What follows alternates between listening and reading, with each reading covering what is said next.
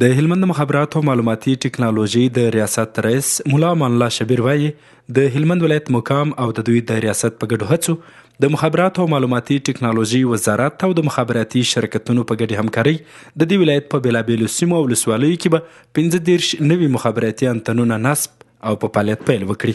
د هلمند ولایت لپاره 14 سټیټونه د ربا یعنی MTM او 14 سټیټونه د سلام او 15 د بیسیم دا منظور شوي دي. سروې تکمیل شوی ده، کارونه اخلاص شوي دي. انشاءالله په آینده ورځو کې به لنډ ورځو کې دا سیټونه فعال شي او زموږ د ولسي خلکو د خدمت جوګه به شي، یعنې هغه به استفاده ځینې وکړي. انشاءالله نور هم پلانونه لرو چې نورو سیمو کې به هم انشاءالله دا خدمات ورسي. د هلمند ناوې ولسوالۍ یو تن اوسیدونکی نصیب الله محبت وایي مخکې د مخابراتي شبکو له فعالیت سره څه ناڅه په ستونزه کې وو، خو د دې نوو سایټونو په فعالېدو سره به یې ستونزې کمې او اړیکې ښې سي. که چیرې انتنان زیات په هلمند کې د خلکو ته به د ښه کاروبار آنلاین زده کړو زمینه مساعده سي.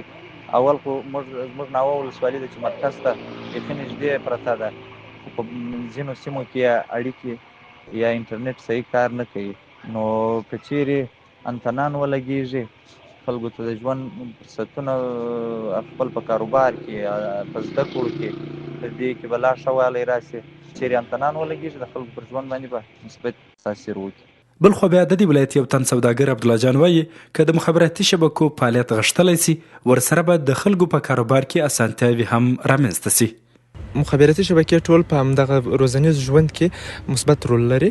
که راسو اقتصادي برخې ته په اقتصادي برخه کې هم مثبت رول لوبولی سي، ځکه چې په هغه سیمو کې چې مخکې مخابراتي شبکو کار نه کاوه هغه تجار هغه شخص به مجبور و چې پر وسایل باندې هلته ولاړ سي، سړی د دغه دپاره وګماري. اوس به هم له دغه ستونزې څخه خلاص وي. دوی به وکولی سي چې په لنډ وخت کې خپل د اجناسو معلومات وکړي او یا هم خپل هغه روپۍ هغه عواید چې دي هغه ترلاسه کړي. ویلی سو چې هلمند ولایت د مساحت له مخې یو پراخ ولایت دی. د اسلامي امارت په راتګ سره یې په ډېری ولسوالیو او سیمو کې مخابراتي شبکو په فعالیت پیل کړی دی او خلک ورڅخه په ښه ډول استفاده کوي.